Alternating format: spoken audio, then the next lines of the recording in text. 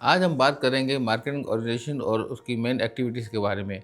हर organisation को चलाने के लिए, ग्रो करने के लिए कुछ रिसोर्सेज की ज़रूरत होती है। आमतौर पर ऑर्गेनाइजेशंस रिसोर्सेज 3 तरीकों से प्राप्त करती हैं। पहला तरीका होता है टैक्स या चार्जेस, दूसरा तरीका होता है डोनेशंस या वॉलंटरी कंट्रीब्यूशन, तीसरा तरीका होता है जहाँ लोग या ग्रुप्स अपनी मर्जी से फाइनेंशियल सपोर्ट करते हैं और तीसरा तरीका सबसे कॉमन है एक्सचेंज।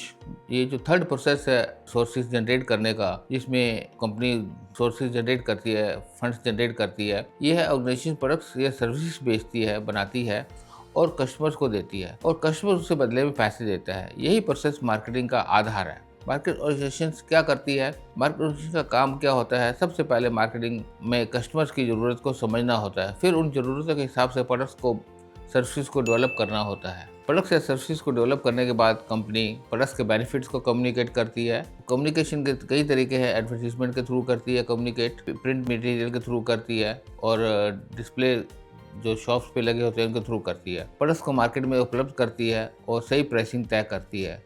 कस्टमर को और खरीदने के लिए मोटिवेट करती है। सीधे शब्दों में मार्केटिंग ऑर्गेनाइजेशन कस्टमर के बीच में एक कोऑर्डिनेशन बनाती है। अब आप कहेंगे कि मार्केटिंग क्यों जरूरी होती है? प्रोडक्ट्स उसने बना दिया, मार्केट में दे दिया और अब कस्टमर आएगा, उसको समझेगा और अपनी मर्जी से लेके जाएगा? नहीं, कस्टमर को प्रोडक्ट बताना जरूरी है, कस्टमर को प्रोडक्ट कम्युनिकेशन करना जरूरी है, कस्टमर को ये बताना जरूरी है कि आपका प्रोडक्ट क्यों कस्टमर सामने वाला खींचे, उसमें क्या एक यूएसपी है या क्या ऐसा प्रोडक्ट बात है, फीचर्स हैं जो कंपनी आपके प्रोडक्ट को खरीदती है। कंपनी को यह भी समझना होता है कि कंपटीटर से बेहतर ऑफर कैसे दिया जाए। मार्केट में कस्टमर्स के बाद कई ऑप्शन अवेलेबल होते हैं, उनकी नीड्स, प्रेफरेंसेस और इंटरेस्ट और समय के अनुसार बदलते रहते हैं। इसलिए कंपनीज की हमेशा मार्केटिंग को समझना पड़ता है और प्रोडक्ट्स को इम्प्रूव करना पड़ता है। प्रोडक्ट्स इम्प्रूवमेंट की बात करें तो प्रोडक्ट्स फीचर्स भी इम्प्रूव किए जाते हैं और पैकिंग पैक साइजेस भी इंट्रोड्यूस किए जाते हैं। कंज्यूमर स्कीम्स भी मार्केट में दी जाती है, ट्रेड स्कीम्स मार्केट में दी जाती हैं और डिस्प्लेस भी दिए जाते हैं कि जिससे कस्टमर को इमीडिएट दुकान पे जाते, किसी रिटेलर की दुकान पे जाता है तो उसको सामने से एकदम प्रोडक्ट, उसको हाई लेवल पे एकदम प्रोडक्ट्स मिलता है और कस्टमर दुकानदार से पूछता है कि क्या ना नया प्रोडक्ट आया है, क्या रेट है, किस कंपनी का है, कंपनी नई है, पुरानी है, किसका?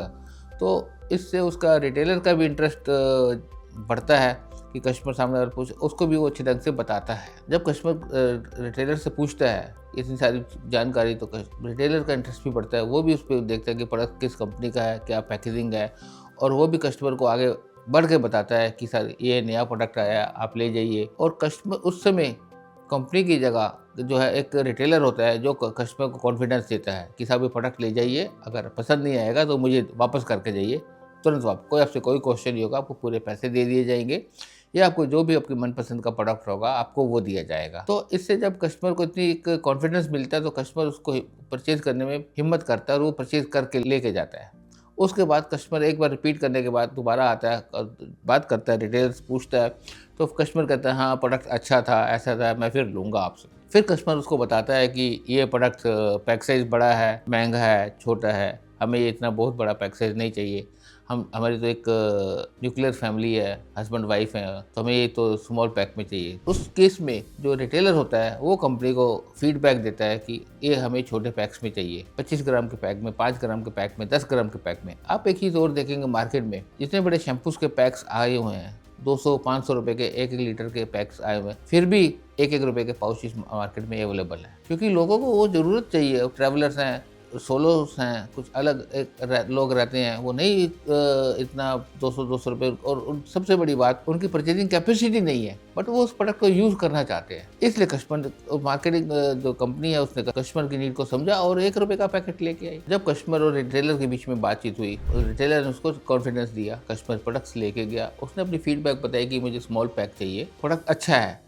पर मैं इसमें इतना इन्वेस्ट नहीं कर सकता, मेरी इतनी कोई परचेजिंग कैपेसिटी नहीं है। यहाँ पर फिर जो रिटेलर है वो कंपनी को फीडबैक्स शेयर करते हैं कि आपके प्रोडक्ट्स में प्रोडक्ट्स कंपनी को, लोगों को पसंद आ रहा है, कस्टमर को पसंद आ रहा है, पर वो स्मॉल पैक्स चाहिए। इससे फिर स्मॉल पैक्स लाता है, मार्केट में देता है। अब इससे हमें सब समझना पड़ता है कि मार्केटिंग एक सिर्फ ऑर्गेनाइजेशन का काम एक प्रोडक्ट बनाना या मार्केट में प्लेसमेंट करना ही नहीं है। कस्टमर की नीड को समझना सबसे ज़्यादा जरूरी है कि कस्टमर को क्या मिल रहा है, वो 2 रुपये में, शैशे में वो कस्टमर को क्या क्या बेनिफिट्स दे सकते हैं। ये कस्टमर कंपनी के लिए समझना बहुत ज़्यादा ज़रूरी है। और इससे सबसे बड़ी बात है कि इसमें डिस्ट्रीब्यूशन चैनल्स को इम्प्रूव करना पड़ेगा। जितनी जगह पे वो देगा, कस्टमर को हर जगह वो पैकेट मिलना चाहिए। कस्टमर को हर जगह वो चीज़ मिलनी चाहिए कि उसको ये नहीं सोचे यार मैं यहाँ से वहाँ जा रहा हूँ तो मुझे 10 पैकेट यहाँ से रोज़ के लिए 1 पैकेट लेके जाना पड़ेगा।